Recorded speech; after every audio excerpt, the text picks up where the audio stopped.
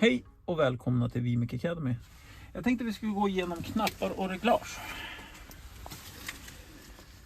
Här har vi optionsknappar för apteringsdator. De här hör även till, det är ju modul plus och minus på längder kan man säga. På virket så man kan snabbare där då. Det här är ju optionsknappar. Här har vi sväng på framaxeln. Hjulsvängen, inte i midjan utan på hjulen. På den här vippan, eller spaken, framåt och bakåt är lyft. Höger och vänster är rotator. Vippan som ni ser här, det är aggregat öppna och tilta upp. Neråt är aggregat stäng då man greppar runt träden. Håller man då lite grann på den här vippan så kommer man mata sakta ner så du hittar av rätt kapställe på rotkapet då du ska fälla guldträdet. Och så sen kan man också välja då så att man har flerträds, vad ska man säga, att man kan kapa och aptera även med den här vippan. Det ställer man in i styrsystem. På framsidan här så har vi fram och back på matarband, alltså matning av träd. Sågsvärd. Här har vi gran och tall i grundläge. Sen kan man välja själv och byta om man hittar någonting som man tycker är bättre inställning. På den här sidan då så har vi driver ombord på den här knappen.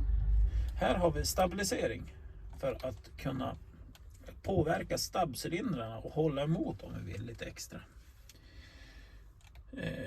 Och här har vi då arbetslägesväljare. Man kan ha väg, skog 1 och skog 2.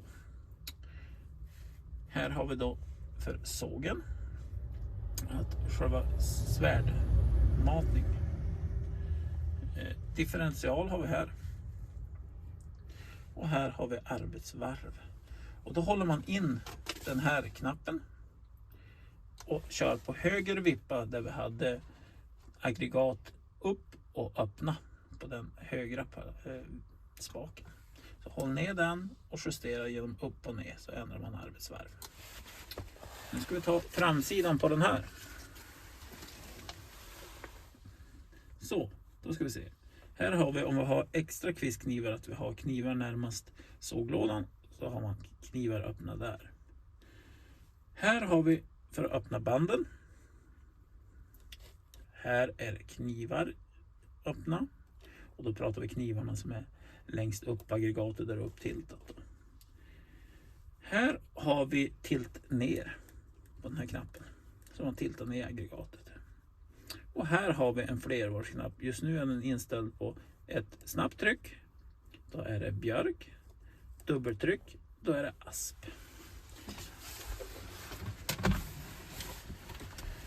Om vi då tittar på panelen här lite så har vi slå på skördardatorn. Här har vi indikering för halvljus och blinkers.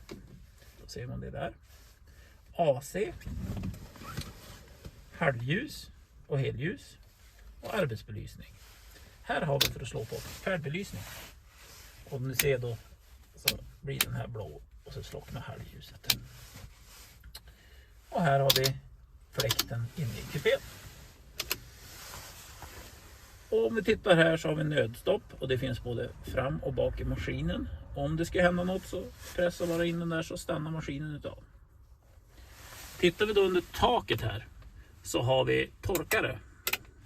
Nu är inte tändningen på så att, men här slår man av på tändning. Innebelysning.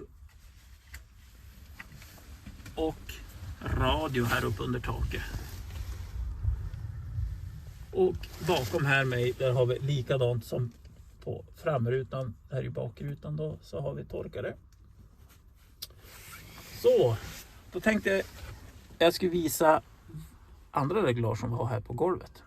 Ja, då har vi reglagen där jag har vänt mig mot utgången. Här har vi då växelväljare. Här kan man säga hög och låg, fast vi har 3 lägen. Och så har vi då 4 olika växellägen här. Så då kan man välja 1 och så 1, 2, 3, 4. 2, 1, 2, 3, 4 och 3, 1, 2, 3, 4. Det är för att hitta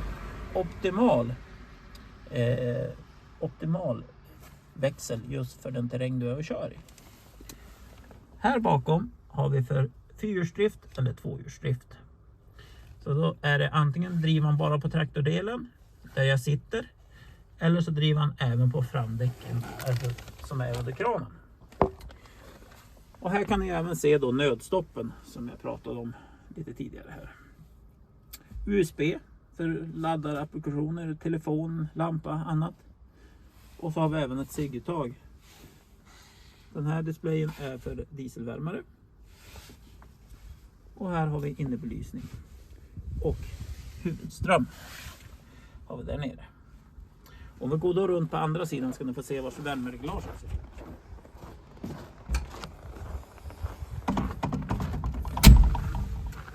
På den här sidan, om ni tittar här på bakväggen, så har ni här där man kan ställa då hur varmt och kallt man vill ha.